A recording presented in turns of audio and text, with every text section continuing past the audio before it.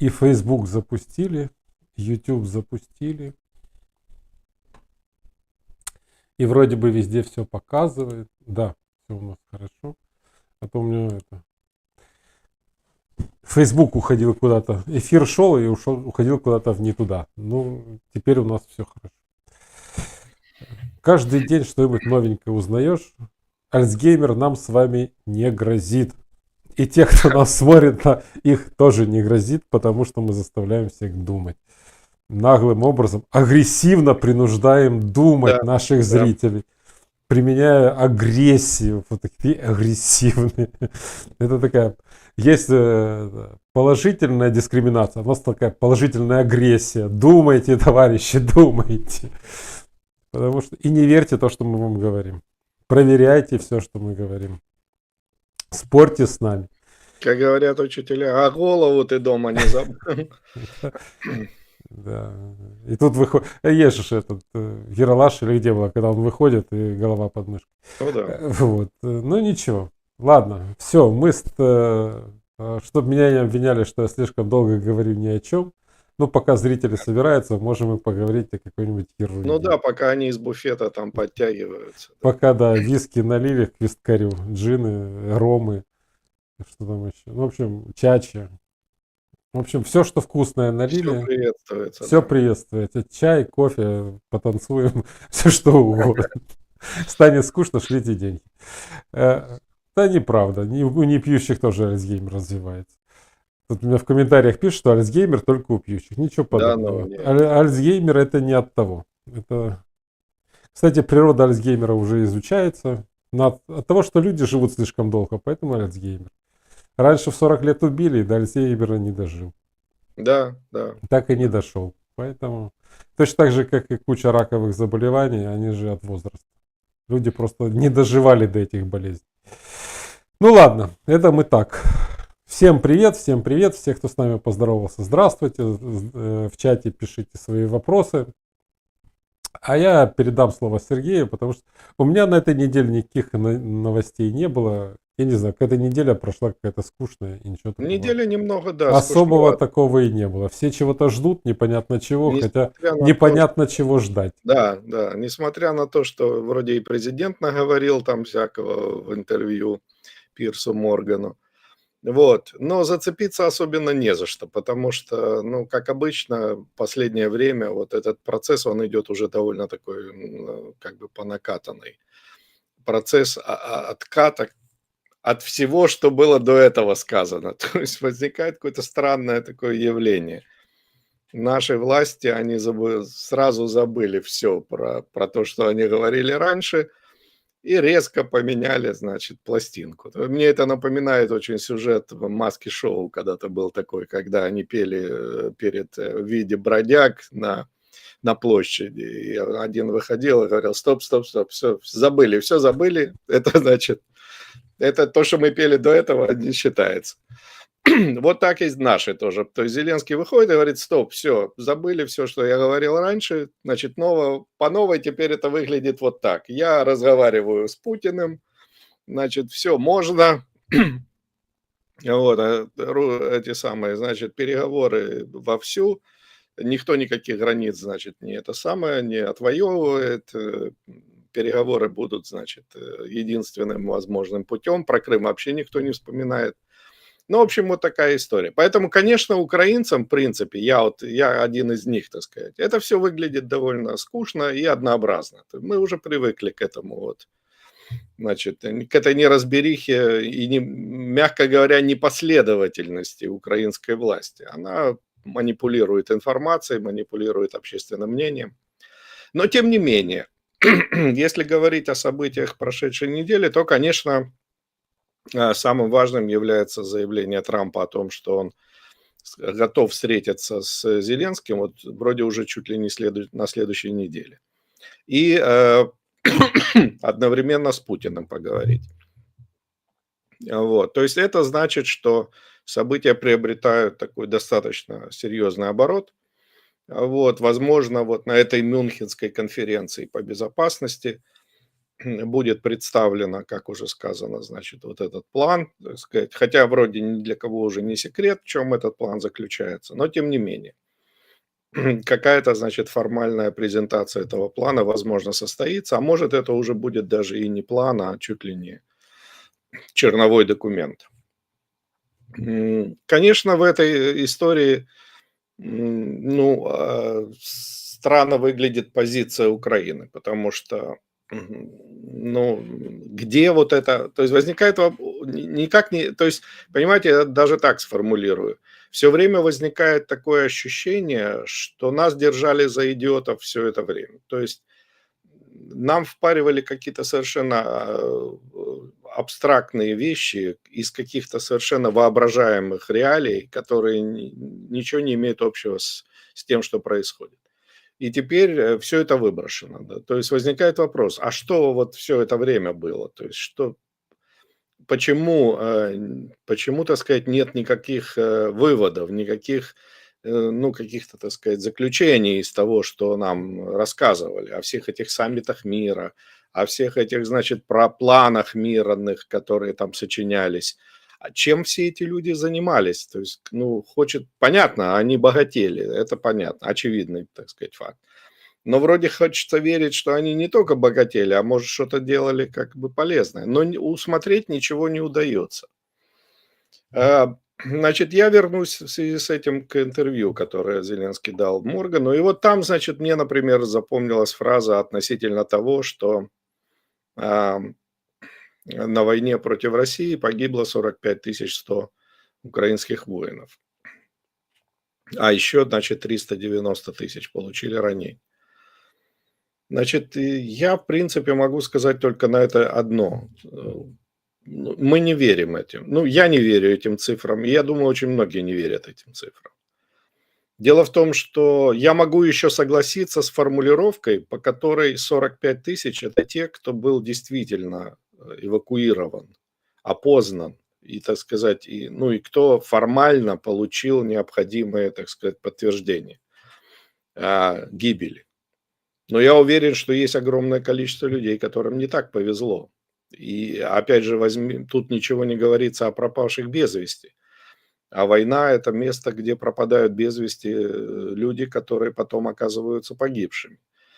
То есть, опять же, ранения. То есть ранения тоже. Когда мы имеем дело с государственной бюрократией, здесь понятные всем слова приобретают совершенно новое значение, то есть новый оборот. И всегда нужно вот помнить об этом, что есть бюрократия, есть формальная фиксация статуса, формальная фиксация состояния того или иного человека. Что понимаем мы под этим и что понимают они под этим, это совершенно могут разные вещи быть. Вот. Более того, я абсолютно уверен, я уже говорил об этом, но вот сейчас мы видим, что это как бы набирает оборот.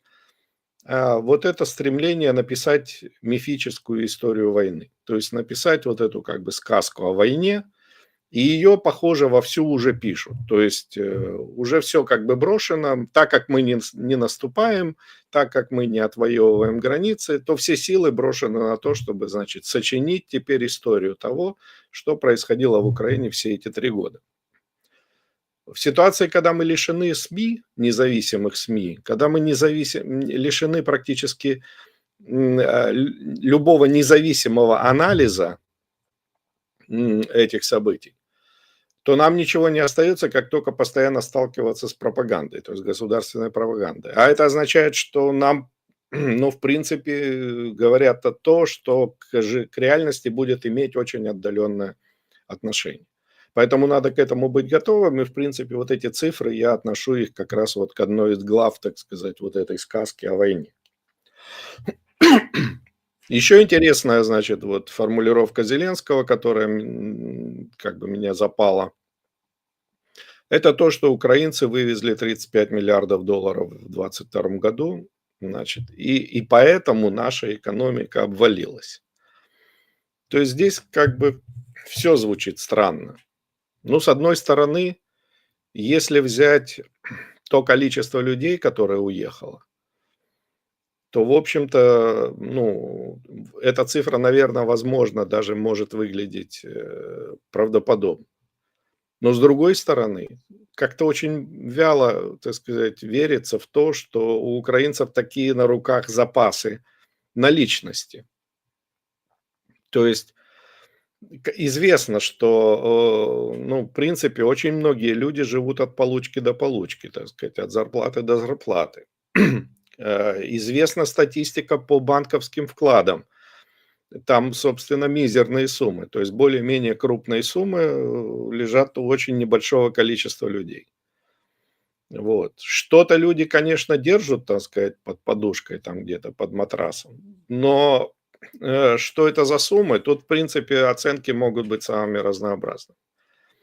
Если вспомнить, что украинцы получали до 12 миллиардов долларов ежегодно переводов только из-за рубежа последние годы, и даже во время войны, эта сумма, наверное, она немного сократилась, но не сильно, то, в общем, опять же, получается, вполне возможно, у украинцев были на руках эти деньги. Можно себе это представить. Учитывая, что без проблем можно ввести 10 тысяч, то, в общем, в принципе, можно свести эту цифру как бы концы с концами.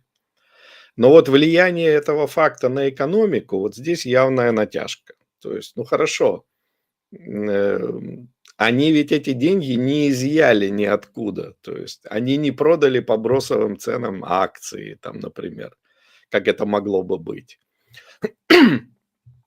Они не вышли в кэш, так сказать, продавая там какое-то, значит, юридических лиц, там оборудование или там еще что-то, значит, закрывая предприятие, сжигая урожай там. То есть, ну, это чепуха. То есть это нал, который, в общем, обычно государство считает этот нал опасным для экономики. То есть это вот те наличные, которые, как говорят, нависают над рынком. То есть так как государству-то предложить нечего, рынки ограничены, экономическая деятельность скукожена до минимума, обороты мизерные, объемы продаж мизерные, цены растут, то есть импорт ничтожный в Украину. Получается, что вывоз большого количества нала – это оздоровление для экономики в понимании макроэкономистов. То есть вот те все люди, которые работают на государство, они должны сказать, ну отлично, вот теперь мы вздохнем, у нас теперь будет баланс как бы предложения и спроса. Вот, и таким образом мы можем даже где-то тут на этом что-то, значит, сообразить. А если бы украинцы не вывезли эти деньги, а предъявили этот спрос, так сказать, к рынку, то есть это означало бы колоссальную инфляцию, то есть колоссальный рост цен и так далее. То есть вот эти вот разговоры об обвале экономики, это, конечно, еще одна вот эта вот попытка, так сказать, спихнизма, как говорится. То есть спихнуть ответственность на кого-то. Власть постоянно пытается обвинить в том, что экономика имеет проблемы, тех, кому она запрещает заниматься экономикой, то есть людей. Людей, которые с удовольствием вели бы экономическую деятельность, но они этого не могут делать, потому что власть им это запрещает. Подавляя, так сказать, это все налогами, подавляя это регулированием и так далее, и так далее, и так далее. Поэтому, когда мы слышим от президента подобные заявления, то хочется как бы... Я не знаю, как реагировал на это Пирс Морган, но, в принципе, я думаю, что он, наверное, понимает, что ему пытаются, опять же, изложить какую-то некую благозвучную версию. А в чем же дело? Значит, экономика Украины находится в катастрофическом состоянии. Ах, вот оказалось, потому что украинцы вывезли 35 миллиардов. При этом, что интересно, вот эта история с деньгами, она имеет как бы и вторую сторону. Власти имеют большие проблемы с учетом денег вообще, которые поступают в Украину. Мало того, что они не понимают, сколько там чего вывозится и как это на что влияет, они плохо ориентируются в том, что привозят в Украину, какие деньги приходят, в каком виде и сколько этих денег. То есть Зеленский на этой неделе не раз подтвердил, что он не владеет вопросом относительно объема помощи, которая получена от США. То есть он насчитал какие-то 46 миллиардов, значит, в виде вооружений из 77 миллиардов, которые выделили. Но перед этим, накануне, он говорил о 177 миллиардах вообще, и о том, что где 100 миллиардов, он не имеет ни малейшего понятия. То есть это тревожное сообщение. То есть это, тут можно вывести, так сказать, какие угодно выводы из этого. Это очень печально. Если они не могут свести бухгалтерию простейшую, как бы, когда им просто эти деньги приходят, и где, в общем, учет и контроль вполне возможен, они не могут этого организовать даже. Что тогда хотеть от них вообще? То есть о каких инвестиционных проектах или там о каких-то экономических там преобразованиях можно ожидать, значит, от людей, не способных посчитать на бумажке дебет и кредит. При этом я уверен, что у американцев есть свои собственные расчеты, и там вполне возможно тоже эти цифры совершенно по-другому выглядят. Вот, поэтому я думаю, что эта история с деньгами и вообще с помощью, она ждет своего решения. Вполне возможно, что Трамп какой-нибудь организует неожиданное продолжение, потому что помните, когда-то, ну, некоторое время назад было сообщение о том, что в Украину приехала специальная группа экспертов, которая будет типа аудит вести, значит, того, какие деньги поступали и как они потрачены. Я так думаю, что эта группа все-таки работает, и я думаю, что Трамп потребует от них какого-то отчета. Поэтому посмотрим, чем эта история закончится. Почему вот эта вся, значит, вот эти разговоры о деньгах, о провале экономики, о неспособности власти четко и однозначно называть какие-то внятные цифры, вызывает, так сказать, ну, определенное беспокойство. Потому что они ведь начинают говорить вообще о серьезнейших вещах. Я здесь в данном случае имею в виду вот эту историю с тем, что Трамп, значит, заявил о том, что а давайте-ка мы поищем в Украине, значит, редкоземельные металлы, и мы будем таким образом компенсировать себе, значит, те затраты, которые понесли Соединенные Штаты в виде военной помощи. Напомню, что этот пункт, он был и в пункте Зеленского, в пунктах победного плана, он, если не ошибаюсь, был номером 4. И там речь шла о том, что давайте предложим американцам, значит, наши недра. Ну, сейчас немножко конкретизировали и говорят о редкоземельных металлах. Ну, почему об этом говорит Трамп, понять можно. Трамп шоумен, Трамп ведет свое, так сказать, реалити-шоу «Я президент Соединенных Штатов», и это ложится в канву. То есть, да, ему надо забросить что-нибудь такого по типу «Не думайте, что мы зря потратили эти деньги». Это все на самом деле позволит нам, значит, в перспективе получить доступ к каким-то, значит, там, значит, запасам.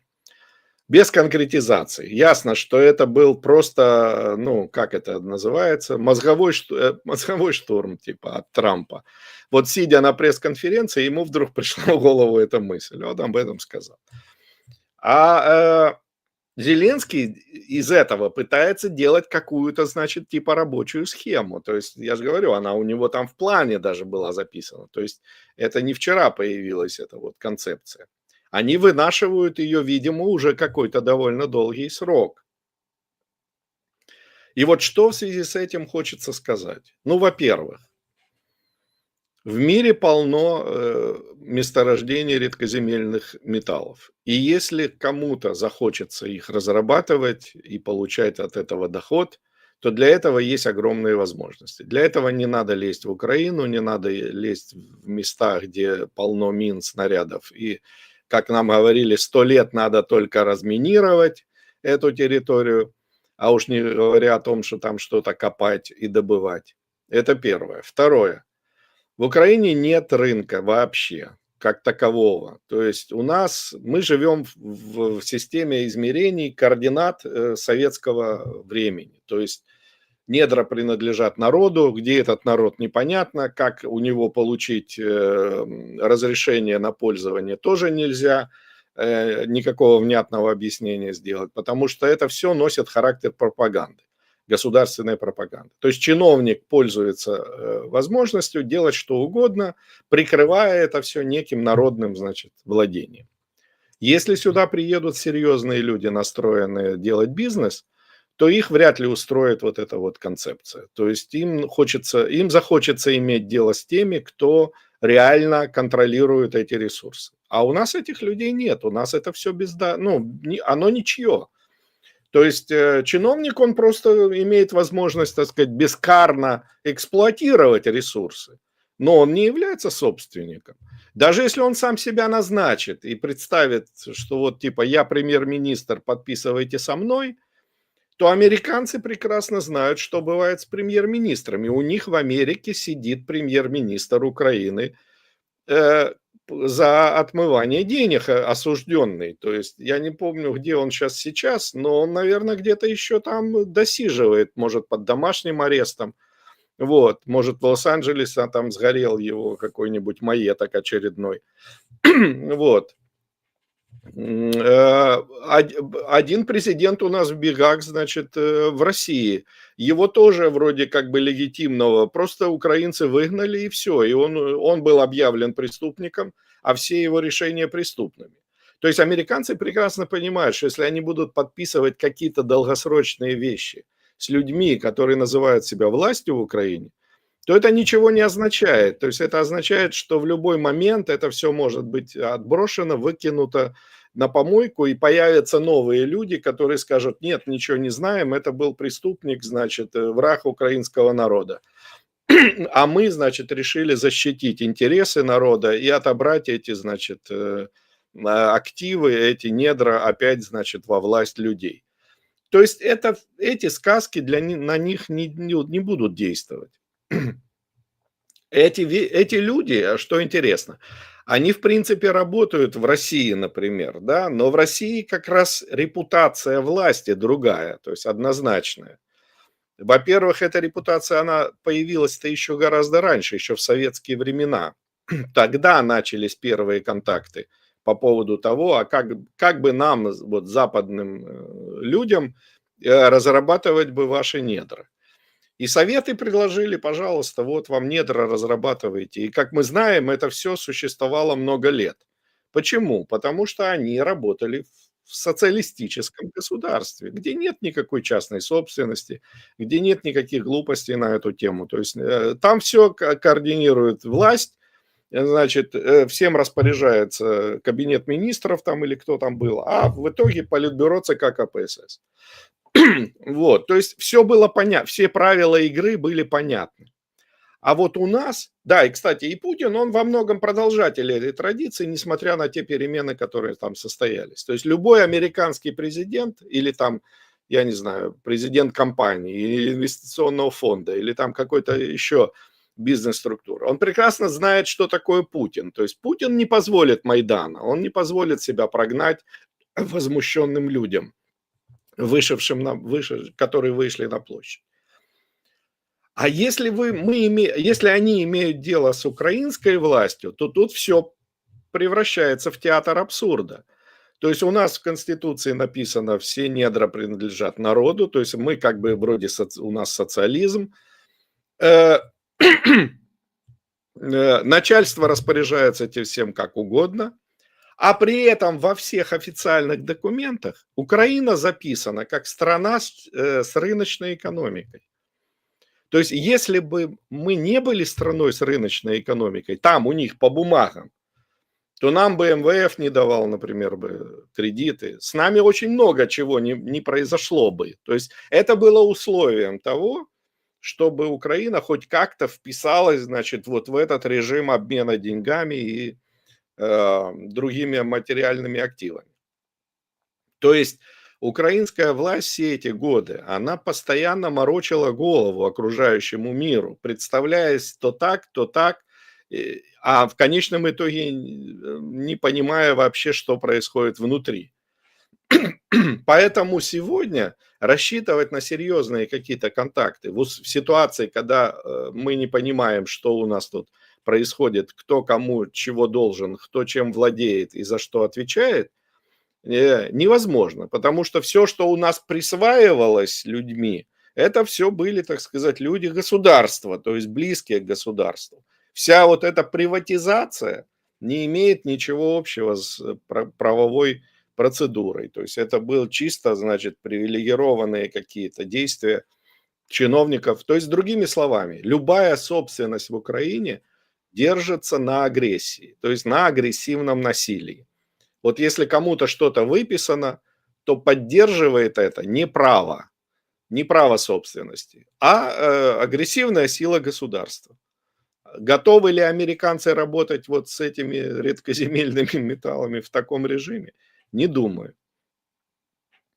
Есть еще один важный аспект, а именно, у нас абсолютно никто не говорит о том, что вся эта история с вот этими недрами, это все крайне низкодоходные вещи. То есть это, во-первых, огромные инвестиции. То есть нужно вложить сначала очень много денег. Потом вы получите спустя какое-то длительное время, вы получите какую-то первую отдачу. Каков будет рынок в то время для редкоземельных металлов? Никто сегодня сказать точно не может. Спрос будет, безусловно, никто не против. Да, спрос будет расти, потребность будет расти, технологии развиваются, и литий, и там цирконий, и все это будет нужно. Но это будет спустя десятилетия, потому что пока это все будет, машина запущена, это долгая история. Так а что в это время будет делать, например, тот же Китай, или Аргентина, или там какая-нибудь Индия, или я не знаю кто, где этого тоже добра всего очень много. Вот этого, да та же Россия, например. То есть что там будет в это время, никто не знает. Поэтому ввязываться вот в подобного рода отношения можно только, ну, при условии, если там действительно феноменальная какая-то отдача, вот что-то сверхприбыльное. Но есть данные, есть расчеты, которые показывают, что добыча этих редкоземельных металлов – это дело, в общем, копеечное. То есть сегодня, например, если сравнить это с нефтью и газом, то это как бык покрывает овцу, как говорил Жванецкий. Так и нефть и газ покрывают вот эти редкоземельные металлы. То есть, опять же, если у вас есть деньги, если вы хотите их куда-то вложить, и если вы хотите на этом заработать, так вы лучше занимайтесь добычей нефти и газа. Что, собственно, и будет происходить. А вот заметьте, что в Украине, несмотря на то, что у нас есть и нефть, и газ, и, в общем, разные другие гораздо более, так сказать, привлекательные вот в текущий момент ресурсы, никаких совместных действий нет на эту тему. То есть, если есть, то это мизерные какие-то, значит, проекты, связанные там с энтузиастами или какими-то мошенниками, или там с проектами отмывания денег. Но ничего серьезного не происходит. То есть можно было бы потренироваться, так сказать, на кошках сначала. Ну, давайте организуйте какую-то концессию, там, я не знаю, тот же шале, вот этот вот, значит, сланцевый газ там и прочее. Вот, и покажите людям, покажите миру, что с вами можно иметь дело, что с вами можно работать, что вы способны организовать это все. Нет, этого ничего нет, и никаких иллюзий на этот счет нет. Поэтому вот эта болтовня насчет редкоземельных металлов, это, конечно, феноменальная, значит, мюнхгаузенщина. То есть это просто история того, как нам государство морочит голову.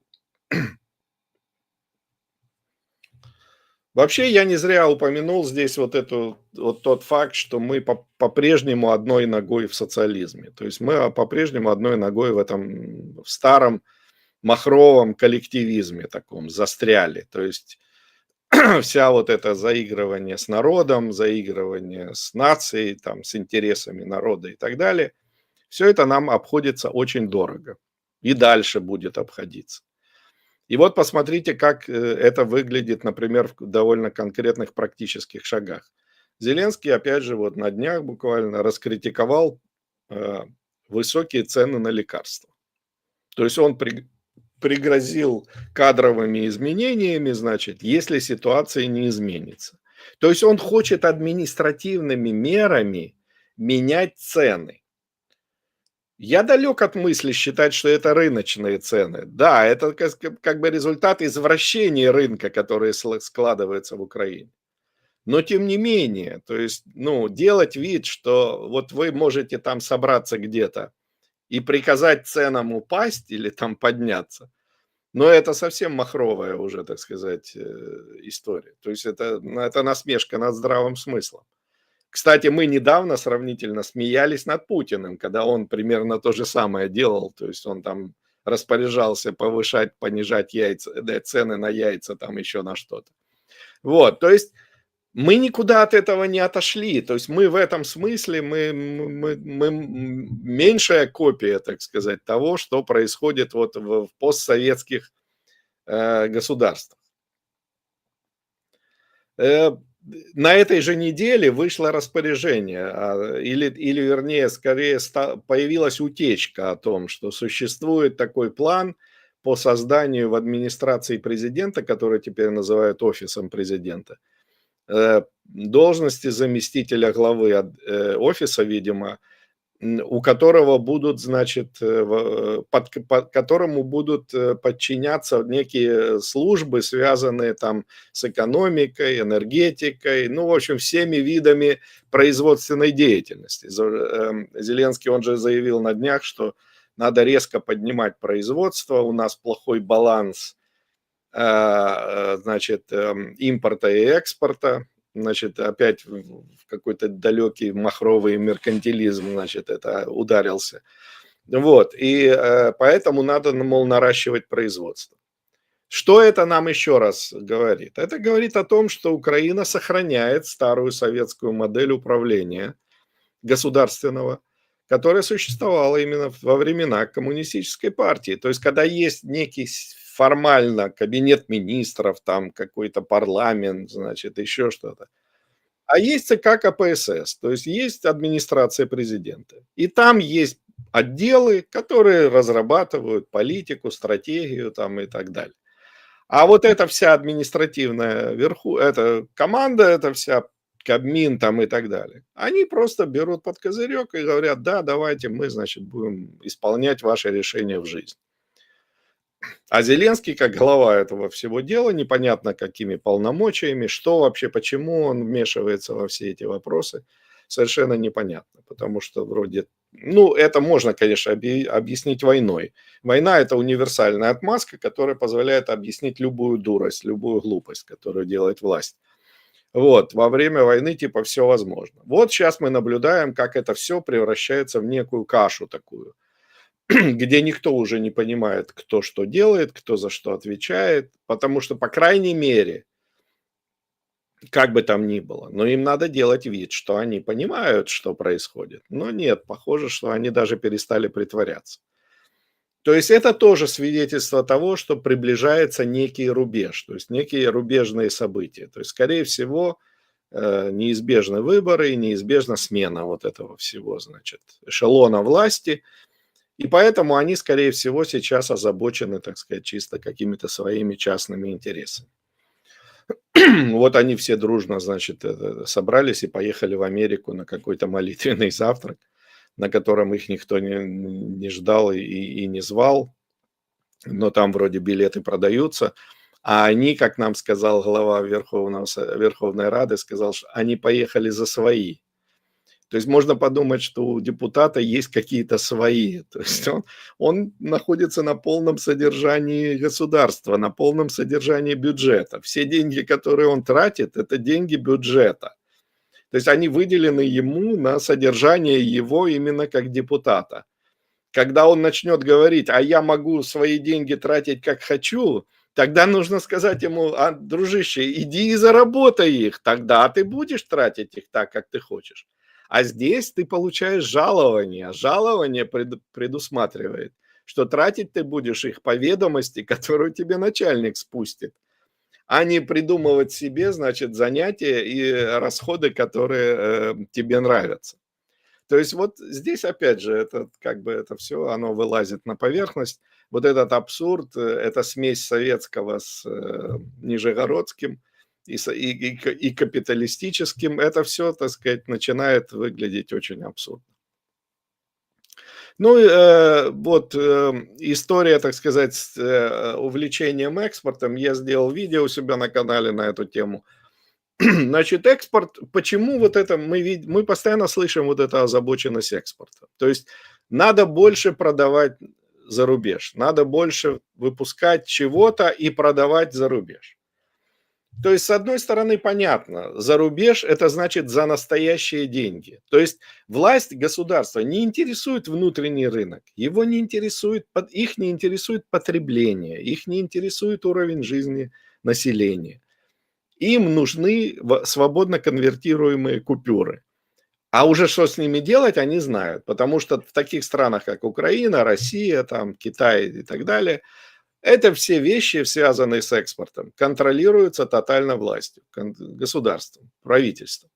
Поэтому, когда деньги поступают за что-то вывезенное, то это их деньги. Они это понимают как их деньги, то есть деньги, которыми они распоряжаются, которые они контролируют.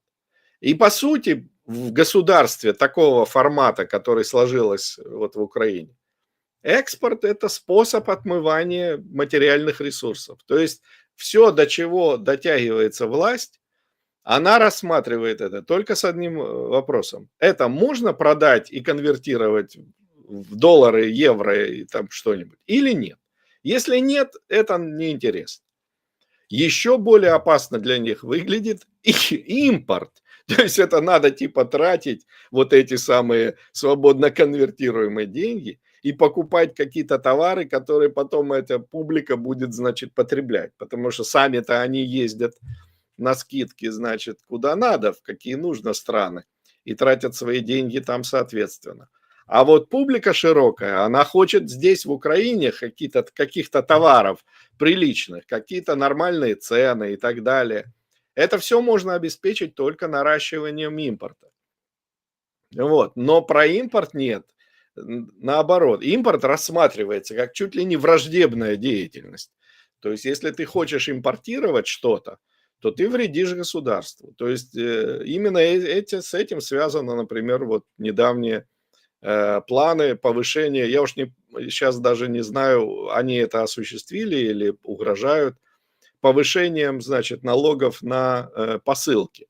То есть любые посылки, ну да, я вот получаю на мобильный, значит, эти самые сообщения, подписать петицию по поводу того, чтобы, значит, этого не случилось.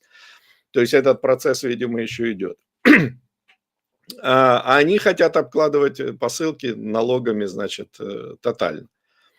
Что это значит? Это значит штрафовать людей за потребление. То есть они хотят удовлетворить потребности. Люди хотят удовлетворить свои потребности. И не могут этого сделать тем ассортиментом товаров, которые существуют в Украине. И при том сочетании качества и цены. Поэтому они обращаются к зарубежному рынку. Они готовы покупать что-то за рубежом. У них есть какие-то доходы, они хотят эти доходы потратить вот таким образом. А власть стоит как бы на преграде этому всему и говорит: нет, мы будем вас наказывать за то, что вы покупаете за рубежом что-то, что надо покупать здесь внутри. То есть здесь мы видим откровенное противоречие действий государства экономической логике как таковой. Что бы там ни думали себе экономисты, макроэкономисты, микроэкономисты, не экономисты, экономика существует для удовлетворения потребностей, то есть для удовлетворения потребностей покупателей. Они являются главным ключевым элементом всего экономического механизма. Все это хозяйство существует, чтобы дать возможность человеку удовлетворить свои потребности. То есть не производитель здесь главный, а потребитель здесь главный. Это не значит, что общество надо разделить на части. Эти производят, эти потребляют. Мы все потребители. То есть и мы все и производим, потому что, чтобы купить что-то ненужное, надо продать сначала что-то ненужное. То есть, другими словами, в конечном итоге экономика обслуживает интересы потребителя. И поэтому заикаться о том, что потребители посидят пока, значит, на том, что есть, а надо вложиться в производство. И желательно, чтобы это все вывозилось куда-нибудь подальше. Это говорит только об одном. Ни о какой экономике тут речи не идет. Здесь речь идет о том, что власть хочет заработать как можно больше денег, используя те скудные ресурсы, которые еще в Украине можно насобирать. Ну, закончить сегодня я хочу сообщением о том, в принципе, так сказать, из зарубежных новостей там тоже очень много чего интересного происходит. Но я сегодня, пожалуй, остановлюсь только на одном. Компания Google объявила о том, что она сворачивает все программы по инклюзивности при найме сотрудников. Ну, я думаю, это очень хорошая новость, потому что Google во многом является флагманской компанией, компания, на которой ориентируются очень многие другие.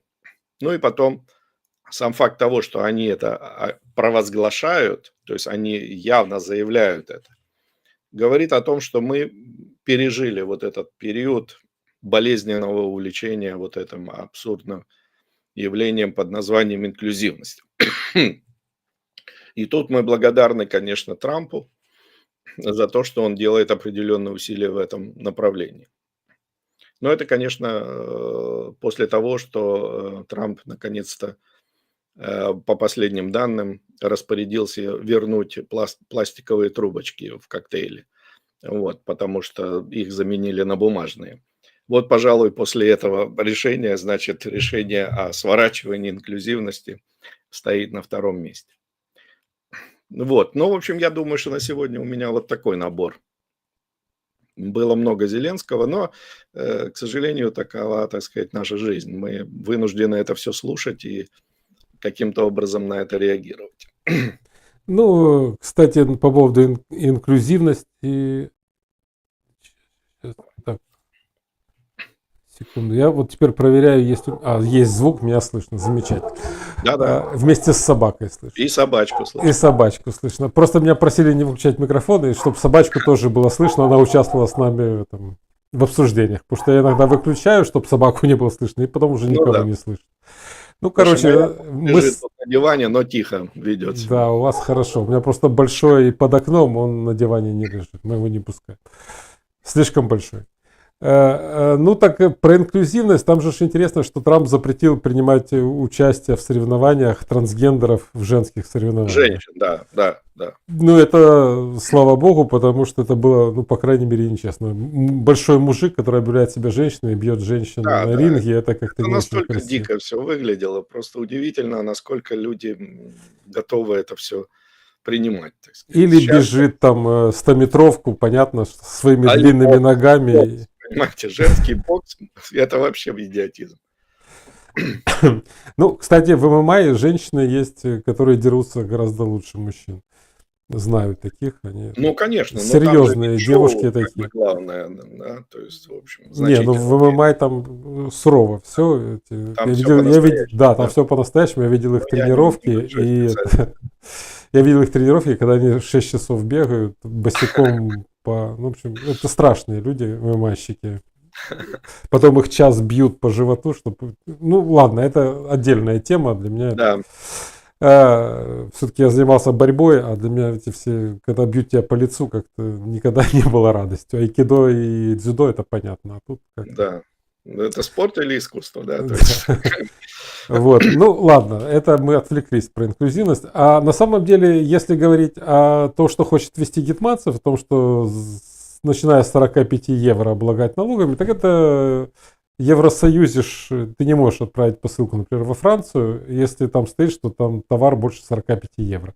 Там автоматом они сразу начисляют налоги. Это... Ну да. Даже на новую почту приходишь, тебя спрашивают, больше 45 евро или меньше 45 евро. Да, да. Поэтому, ну, тут идут по пути. Просто уровень жизни немножко разный. Нет, ну, опять же, Европа это отдельная история. Им очень нравится платить налоги, собирать налоги, там, регулировать жизнь. Ну, хрен с ними, пусть так и живут. А, Тут я еще хотел бы заступиться за Зеленского, который действительно не знает, сколько денег нам было выделено. На самом деле никто не знает, сколько денег было выделено. Даже вот сейчас последнее есть видео Илларионова, где он там скрупулезно подсчитывает. При, Да, всем да. моем, при всем моем отношении к Илларионову, то есть, ну, это отдельная история, но он там скрупулезно подсчитывает, сколько было выделено. И всего 28 миллиардов, причем с учетом денег, которые будут потрачены до 2031 года. Все остальное это на американские расходы, никакого отношения к Украине не имеет. Я подозреваю, что Зеленскому просто даже не показывали суммы, на которые выделили оружие и вообще сколько потратили. Тут есть... Тут можно за него заступиться, он действительно не знает. И никто не знает. И в Ну, Штатах никто не знает. И вообще никто не знает. так и быть, да, вычеркиваю. Потому что, если посмотреть даже эти билли, которые принимались при Байдене, там же ж как, помощь Украине 200 миллиардов долларов, ага. А потом оказаться, что из них 120 миллиардов идет на фармакологию, а еще там 80 еще на что-то, а Украине остается Там вообще такие же какая-то... махинации, да. Там же махинации. Плюс это все проходит через консалтинговые компании, которые остаются в Америке, оставляют эти деньги в Америке. И, короче, в общем, все такие умные, но просто мы оказываемся...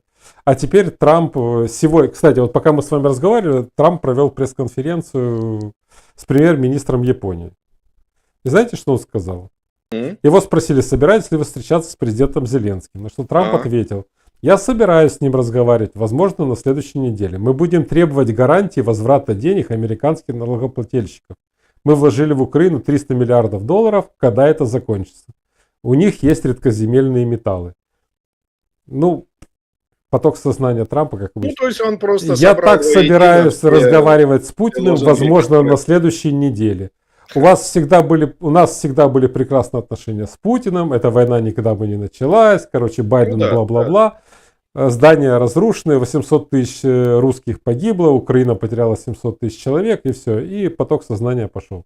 Опять же, вот эти 300 миллиардов долларов, о которых все время говорит Трамп, ну их же не было. Ну, в общем, все говорят, бла-бла-бла, Да, генератор то есть случайных это мыслей. классический пример того, что здесь про цифры лучше вообще на них не обращать внимания. То есть серьезного обсуждения этого невозможно. Здесь это просто люди говорят, что попало, когда попало и то, что им удобно или выгодно. А все остальное покрыто мраком. Поэтому Ну, как в любом государстве. Вот да, просто чем хороша эта война при всей его кошмаре и ужасе, пропала вот пиетет перед Америкой. Вот Америка, великая демократия, в Америке там что-то такое, чего у нас нет, они учат нас жизни. Блин, ну там тоже ну, просто суммы больше.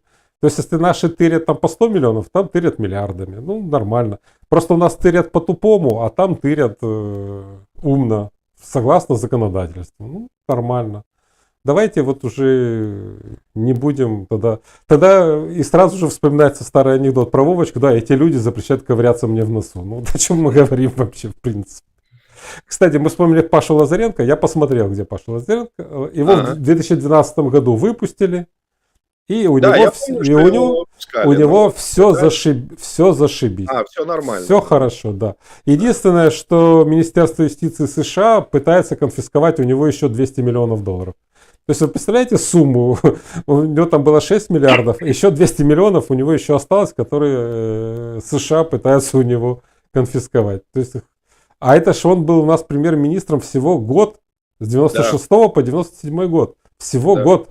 И они с Юлией Тимошенко умудрились натырить денег в 96 году, когда денег вообще ни у кого не было. Вот, да, это же были не самые это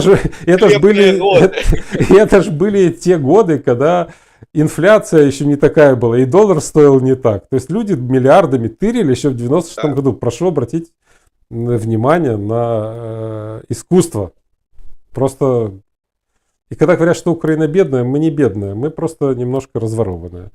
Поэтому страна. Тут немножко нас это... Ну вообще классный пацан. 200 миллионов долларов еще где-то в загашнике лежит, не считая всего остального. Да, и это в то время, когда средняя зарплата в 96 году $100 считалась суперной, а $1000 это был такой местный олигарх. $1000 внесешь в кармане, все, ты такой крутой пацан, можешь Да, да. купить себе В мобильный телефон. 96-м, да, в 96-м я снимал в Киеве квартиру за $100, $100 получал, как бы на жизнь и считал, что, в общем, все нормально. С этого Жизнь начиналось. удалась. Да, да, и с этого как бы все начиналось, я помню, когда я приехал в Киев. Так что, видите, люди миллиардами уже в то время воровали. Так что наша страна достаточно богата. Если в 96 году можно было украсть $6 миллиардов по Да. тому курсу, это в нынешних ценах миллиардов 60. А, кстати, опять же, 35 миллиардов, о которых говорит Зеленский, которые Да. вывезли украинцы. А давайте, вот 5 миллионов человек выехало, 35 миллиардов разделить на 5 миллионов. Сколько получается на человека? $7 тысяч на Это в человека. рамках допустимого без Да, без, на 3 года, декларативного вывоза. да, жизнь 3 года, которые люди провели за границей, это $194 в год. Это вообще ни о чем. Это не Да, те да, суммы, о которых вообще можно разговаривать. абсолютно. То есть говорить $35 миллиардов, это ни о чем. Это вот магия больших цифр. А когда сказать, что депутаты получают каждый месяц там, $7 тысяч зарплата депутата, 6 лет, и они во сколько раз уже больше получили? Если Ну, каждый месяц. это как В говорить, что у нас 36 раз больше. пенсионеры съедают, типа, все бюджетные Ну да, пенсионеры съедают бюджеты там. пенсионеры как копейки получают по сравнению с тем, что осваивают ребята, сидящие во власти. То есть Ну они или, где-то запятой там теряются. да, ну или коррупция, коробка конфет нянечки в детском саду, это охрененно страшная коррупция. Ну да, Это да. когда у нас словом коррупция Разрушает называют вообще все что угодно. Но виновата, оказывается, нянечка в детском саду, которой подарили коробку конфет. Она самая страшная коррупционерка у нас в стране. бытовая коррупция, да. Да. Начни с себя. Помните эту всю историю? Да, это Начни же в себя. Что вы там. что вы придираетесь, вы же сами раздаете взятки налево и направо. Да, тут Лазаренко 6 миллиардов в 96 году, а вы тут взяткой коробку конфет дали. Начните с себя, разберитесь с собой. Причем ее купили же тоже у Порошенко. А, купили, да, и у Порошенко. А заработали у Ахметова в этом, Да. работая в Киевводоканале или где там у него в тот момент Это как был. мы вот спасались от блэкаутов, от отключения света путем относа последних денег в карманы этих самых ГРЭХ, которые эпицентром рулят. То есть все это дело как типа вот, ну, как стимул перераспределения денег внутри, между собой. У них они крутятся там все время между их карманами. Ну, не надо было нести к Гирегам, у них дорого, можно было купить. Очень многие люди Можно было на OLX колоссальные купить с деньги. доставкой Колоссальные. домой. Ну, неважно, кто как уже выкручивался, тот так уже и это сам. Вопрос, почему наши депутаты не дают донаты? Ну, может и дают, мы не знаем всех депутатов. Ночью Так. под одеялом. Нет, ну, может, и есть и порядочные люди еще среди них. Да. Нельзя же всех так одним махом, всех 450 человек. Где-то сколько там осталось? Их уже осталось-то. Кстати, Верховное Радио уже осталось непонятно сколько человек. Они же там чуть ли не просятся, отпустите нас. То есть. А их не отпускают, потому Да, что их не нет, отпускают. ну иначе кворума не будет. Куда их Да. отпускать? Там же и так, кто-то Дубинский сидит, Бушанский сидит. Там ОПЗЖ половина свалила за границу, в Дубаях квартиры продает. Да. Шуфрич сидит. Ну вот нету депутатов. Все беда. Вообще непонятно, зачем нужна Верховная Рада, если все администрация президента решает. В общем, загадка. Ладно. Вот. Вопрос. Это правда, что негативный торговый баланс для людей лучше, чем позитивный? Спрашивает нас. Торговый баланс – это выдуманное понятие, оно никак не сказывается ни на чем. То есть, как ну вот я не помню уже точно, где это вычитал, но мне понравилось сравнение с торгового баланса каждого человека с гастрономом или там вот с супермаркетом, где вы покупаете продукты. У вас постоянно глобально отрицательный торговый баланс. Вы все время у них покупаете и ничего им не продаете. И ничего вам от этого хуже не становится. То есть это макроэкономические игры, то есть это выдумки макроэкономистов, которые пытаются представить государство как субъект экономических отношений. Что это типа торговля между государствами. Нет никакой торговли между государствами, торгуют индивидуумы. Ну, это ж... это да, это меня всегда удивляло, там, когда говорят, Россия продает нефти там на сколько-то там миллиардов долларов. Да не Россия продает, а совершенно конкретные фирмы, которые конкретные люди владеют этими фирмами. Точно так же, как Америка торгует с Европой, у нее отрицательный баланс. Но Америка, как сейчас все время Байден привык уже, Трамп пытается бороться с отрицательным торговым балансом Америки. Но основной товар США это не станки, не оборудование, не джинсы, это доллары. А Да, доллары продаются очень даже хорошо, потому что весь земной шар сидит на долларах и копит их. И чем будет больше отрицательный типа торговый баланс для Америки, тем лучше Америке, потому что она печатает доллары. В любой момент можно нарисовать еще несколько ноликов и втюхать это их как, всем остальным. да, это один из того же ряда показателей, как вот и ВВП. ВВП тоже абсурдное совершенно понятие. То есть это как когда-то моя учительница математики, она мне постоянно любила, ну не мне, но на уроках она постоянно применяла такую вещь, что нельзя складывать сапоги и самовары.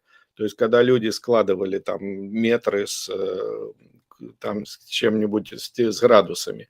То есть вот ВВП это когда складывают сапоги и самовар. То есть непонятно, как можно это все дело объединить в одну какую-то единый показатель. Говорят, ну так это же мы же цены, мы берем цены и складываем цены. Позвольте, одно дело цена, которая образовалась на рынке, а другое дело тариф, который чиновник сам высосал из пальца. Как можно эти вещи складывать? А если ваши цены зависят от тарифов чиновников и так далее, то что, о чем они говорят? Да ни о чем. А если цены растут вследствие инфляции, которая деньги печатаются, все растет, у вас растет ВВП в результате. Нахрена этот показатель нужен? Что он вам показывает? Ничего. То есть вот ВВП это классический пример фиктивного показателя, который может быть теоретически работать только в условиях свободного рынка. Ну, может быть. Вот какой-то... Но опять же, капиталы нельзя складывать. Это учат экономическая теория, потому что капитал это субъективное понятие. Вот я могу использовать эти вещи в виде капитальных благ, а рядом стоящий человек не может, он не знает, что из этого можно сделать. Вот у одного молоток капитальное благо, а у другого предмет, влекущий травматизм. То есть в итоге эти вещи не складываются. То есть, а это абсурдные совершенно вещи. Есть единственный способ оценки – фондовый рынок. Вот, пожалуйста, показатель фондового рынка. Вот вам показатель того, как у вас растет там, значит, экономика не растет и так далее. А ВВП это выдумки. Вот то же самое и с этим платежным балансом, торговым балансом и все такое прочее. Ну, ВВП вообще замечательно. Если бы я был президентом какой-нибудь страны с населением миллионов 40, я бы смог добиться ВВП самого большого в мире. Я просто бы 20 миллионов поставил человек выкапывать яму и 20 миллионов Ну закапывать. да, И платил бы каждому из них по $1 000 000 зарплаты за эту работу. А потом бы в налогом 105% бы их все обложил. И они бы мне еще доплачивали, а ВВП у меня было бы такое, что мало кому покажут. Вообще не вопрос. Когда-то украинский премьер Гончаренко, если не ошибаюсь, или Гончарук, который ездил на самокате по кабинету министра. Вот он когда-то проговорился в интервью, я помню, в «Зеркале недели» он давал интервью, где он сказал, что мы ведь чем больше энергии тратим, тем у нас больше ВВП. Вот, то есть если у нас трубы текут, если у нас мы теряем тепло, если у нас нет теплоизоляции, если у нас перерасход. Если у нас, помните, везде же было известно, что энергоемкость украинских продукции украинской самая высокая, наверное, в мире. То есть, чем больше мы расходуем бессмысленно тепла или энергии, тем у нас выше ВВП. Вот вам, пожалуйста, простой способ наращивать. Обогревайте окружающую среду, ставьте атомные электростанции, обогревайте окружающую среду. Вот у вас будет ВВП расти. У нас есть строгий вопрос от нашего зрителя. Угу. Почему предприниматель, не платя налог, не хочет хотя бы поднять зарплату? Это рационально? Жду ответа. Спасибо.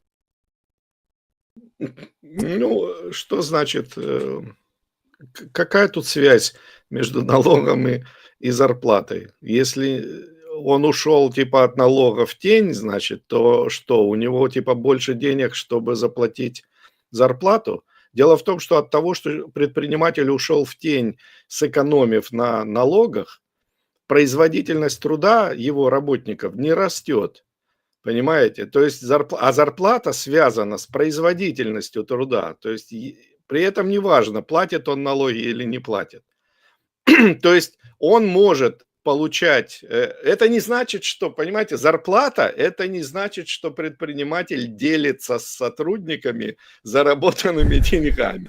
Это не совместная деятельность. То есть если бы они были совладельцами, то да, можно говорить, что доходы выросли, то есть вы сэкономили как бы больше денег, у вас выше доходы, соответственно, ваши доли тоже растут. Но работник – это работник, который продает предпринимателю свой труд, а предприниматель оценивает его как любой другой товар. Он удовлетворяет потребности или нет? И вот насколько он удовлетворяет потребности, настолько он и оплачивается. То есть это результат договоренности продавца и покупателя, рабочего и работодателя. Если ваша производительность труда не растет, то зарплату повышать вам, это значит работать себе в минус. То есть это никто, ни один разумный человек не будет платить лишние деньги. То есть это значит, на рынке надо найти человека, который будет работать за меньшую сумму, с той же производительностью. А если у него растет производительность, у него больше продукт, то ему можно повысить зарплату. Конечно, потому что есть из чего. Он создает доход своей работой. И, соответственно, можно поднять ему зарплату, потому что если ты не поднимешь ему зарплату, то такого производительного сотрудника купит конкурент, то есть его просто переманят, и он уйдет работать в другую компанию.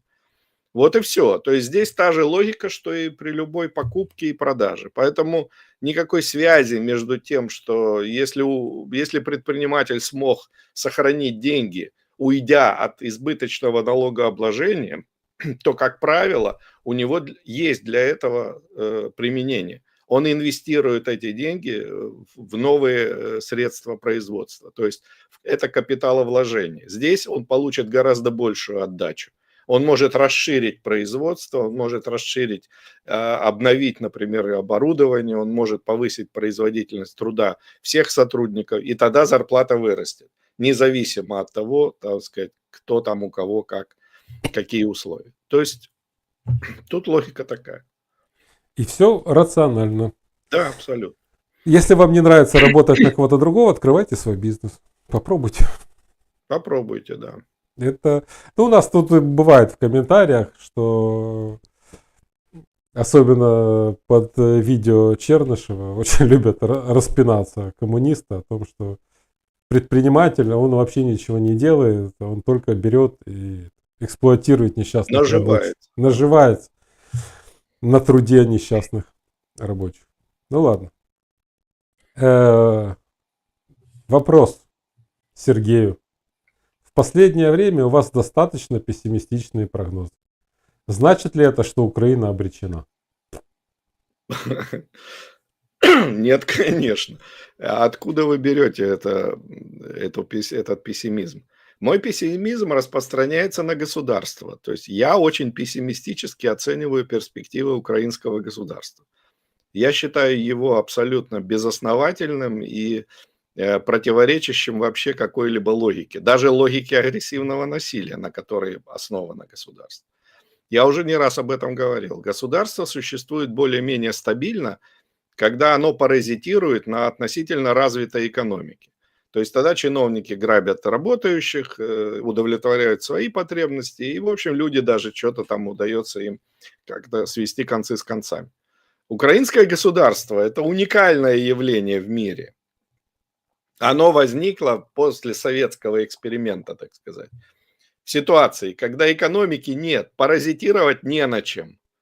То есть оно возникло на останках советского военно-промышленного комплекса, то есть на кладбище. Оно распродало кресты, ограду, свечки, значит, старые эти самые венки и так далее, оставшиеся от Советского Союза, и осталось ни с чем. То есть подняться людям не дали, то есть развития никакого не было. По подсчетам Всемирного банка, который делал объективные расчеты вполне, опять же, тот же ВВП, то есть мы можем отвлечься от показателей, нас интересует в данном случае динамика. Так вот, она вполне объективна. ВВП вот этой официальной экономики в Украине не вырос до 2019 года, они посчитали, с 1991 по 2019 ВВП не вырос официальной экономики вот этого народного хозяйства, так сказать. То есть в Украине рос только теневой рынок. То есть вы понимаете, в чем дело? То есть здесь государство украинское, оно не должно было бы существовать. И мы, собственно, прошли вот этот период, когда это произошло. Это был период правления Януковича. При Януковиче закончилась вот эта модель экономическая, которая более-менее еще как-то государство влачило существование. Она заключалась в том, что они отмывали деньги через Донбасс. То есть на Донбассе остались советские старые предприятия большие. Они собирали со всех украинцев деньги, на эти деньги затаривали, значит, эти предприятия сырьем, они что-то производили, это все продавалось за рубеж по демпинговым ценам, и они делили эту выручку между собой. Вот так они существовали несколько лет. Но так как денег-то больше не становится в этой ситуации, поэтому вполне понятно, что это все пришло к полному упадку. И украинское государство после этого существует исключительно на деньги Запада, то есть на деньги внешних спонсоров. То есть это как человек, ведущий бизнес на деньги родственников, или там, как это говорят, 3F. Fools, friends and family. То есть дураки, друзья и семья. Вот они инвестируют в бизнес неудачливого предпринимателя. Вот так и Украина. То есть она живет за счет поборов, так сказать, тех, кто дает ей по разным причинам, это мы тоже как-то уже говорили об этом, по разным причинам ей постоянно дают деньги. То есть вот в чем особенность украинского государства. Поэтому его перспективы печальны, потому что экономика не растет, а наоборот, война добивает экономику, люди уезжают, но Украина как государство, вернее, Украина как страна, как место, где живут люди, и сами люди, которые здесь живут, они имеют все прекрасные перспективы на будущее. Только проблема в том, что надо как-то преодолеть этот ужас, который нам достался, так сказать. Судьба нам приготовила. Но ничего плохого здесь нет. То есть мы отлично работаем, мы отлично справляемся со всеми проблемами. Мы находим способ выжить в любой жуткой ситуации. Мы научились с этим государством обращаться так, чтобы чтобы минимизировать как-то его ущерб от него. Вот. Но мы не можем справиться с международным вот этим вот консорциумом государств. Это да. То есть они нас в этом смысле добивают. Поэтому вот возникла такая ситуация, что украинцы просто уезжают отсюда.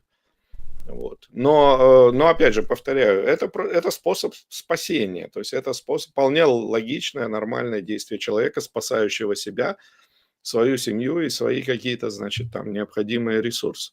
Потому что на большее у нас собственности нет. Украинцы лишены собственности. Все, что нам принадлежит, это мы сами. И то частично. То есть приходится спасать себя из-под, по сути, рабского отношения государства. Вот. Поэтому эту ситуацию не назовешь как бы идеальной, воодушевляющей. Но вот если мы говорим о пессимистичности прогнозов, то пессимистичность моих прогнозов касается исключительно государства. Государство в Украине бесперспективно.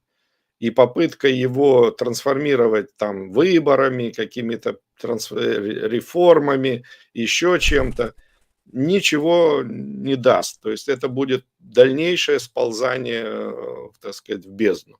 Единственное, что может спасти Украину, это абсолютная мощная либерализация. То есть радикальное сокращение размера государства, возвращение к праву собственности, первичное присвоение земли, а потом, так сказать, восстановление права собственности на все остальные ресурсы. Все. Вот это единственный путь, который мог бы открыть нам дорогу, так сказать, вот реально к зажиточному такому будущему. Но пока все идет к тому, что так как Запад поддерживает украинское государство, ничего радикально здесь меняться не будет. Следовательно, мы идем к состоянию, когда здесь, на территории под названием Украина, внутри вот этих вот колючей проволоки огороженной, значит, здесь останутся только чиновники, пенсионеры и просто люди, доживающие, так сказать, без особых претензий свою жизнь. А все более-менее способные что-то делать, чего-то хотеть в жизни, так сказать, чего-то добиваться, они все уедут и будут жить в других местах. А представляете себе фантастическую ситуацию? В 96 году Павел Лазаренко, украв 6 миллиардов, вдруг решает, что он не будет вывозить их на Запад, а он как премьер-министр будет создавать здесь условия с минимальными налогами, правом собственности для того, чтобы сохранить свои деньги и приумножить. Он сделает все, чтобы сформировать здесь фондовый рынок, чтобы можно эти 6 миллиардов было вложить и заработать еще там 100 миллиардов легально на фондовом рынке, вкладывая в предприятия и в развитие бизнеса. Да. Беда Украины в том, что здесь не произошло того, что произошло вот в Центральной и Восточной Европе. Ну, наши братья, так сказать, по соцлагерю. Вот у них произошла важная вещь. У них советская власть ушла, и выросло местное государство. Это местное государство выросло, чтобы тут и жить. То есть, паразитировать на вот этих людях, на них наживаться. А вот эти, которые, знаете, носители вот этого коллективизма, социализма, коммунизма, они отползли обратно к себе на это. А вот в Украине этого отползания не было. То есть у нас остались они здесь, и ничего не произошло. То есть у нас не было этой замены. Если бы у нас замена была бы советского государства на национальное, действительно, какое-то местное, неважно там, как оно называлось бы. Важно, что это были бы те люди, которые возникли здесь и сказали: нет, я здесь буду жить, я здесь буду богатеть, но буду богатеть вот таким способом. Я буду отнимать у тебя половину заработанных денег. Но ты для этого должен их заработать, то есть они должны у тебя быть. А вот советская власть исходит совершенно из других принципов. То есть здесь это лагерь, это концлагерь, это, так сказать, никакой экономики здесь нет. И вот эти люди здесь остались после 91 года и существуют до сих пор. То есть они просто трансформировались, а их заменило новое поколение, таких же, как они. Вот. И поэтому вот нам не повезло исторически в этом смысле. Здесь не было вот этой замены. А следовательно и не произошло вот той трансформации, которую переживает та же Польша, там, например, или Чехия и так далее. Где ситуация, безусловно, получше. То есть она может далека от идеальной, но гораздо привлекательнее. Недаром украинцы уезжают и в значительной мере туда. У них были 20 лет с 18 по 38-39 год, когда они могли жить свободно и самостоятельно. У нас этих лет не было. То есть понятно. Вот просто тут проблема в том, что у нас из 91-го 30 лет уже прошло, и, казалось бы, вот эти 20 лет, которые были в Восточной Европе с 18 по 39, да, у нас уже прошло 30 лет, а эти 30 лет ничего не привели. Да, потому что остались дети комсомольцев, пионеров, то есть дети комсомольцев, чекистов, этих в пыльных шлемах внуки. Они же, понимаете, вот, то есть у нас же это вот засело в голове какое-то странное такое отношение. То есть это такие же люди, как другие. То есть они вот в свое время, до 91 года, они же держали вот, так сказать, свои руки на шее у людей, дожидаясь того момента, когда наконец дадут им команду, ну все, вот сейчас мы, так сказать, дотянули до этого момента, сейчас мы начнем присваивать это все. То есть они же ждали этого, мы же вот владеем, мы тут начальство, мы тут комиссары, мы тут, значит, генсеки, мы тут какие-то министры. Когда, как это в легендарной книге, Остап Ибрагимович, когда же мы начнем делить наши деньги? То есть вот они ждали этого момента. И в 91 году этот момент наступил. То есть украинская вот эта вся коммунистическая шобла получила команду. Все, вот эта территория ваша, делайте, что хотите. И они начали ее грабить, так сказать, распродавать, растаскивать. И вот, собственно, последствия всего этого мы и наблюдаем. То есть не было вот этого вот трансформации. Люди решили, что можно срубить по-быстрому сейчас. По-быстрому и без хлопот. Главное же, никаких не надо было проблем, потому что все можно было резать на металлолом. Китай покупал руду, там, трубы, чугун, уголь. Все это можно было продавать. Получаешь настоящие звонкие доллары и евро, которых раньше не было. А теперь у них все это было, и ничего другого им не надо было. Вот беда богатой страны, которую распиливают на металлолом. Были бы как Япония или Голландия, то и распиливать было бы нечего.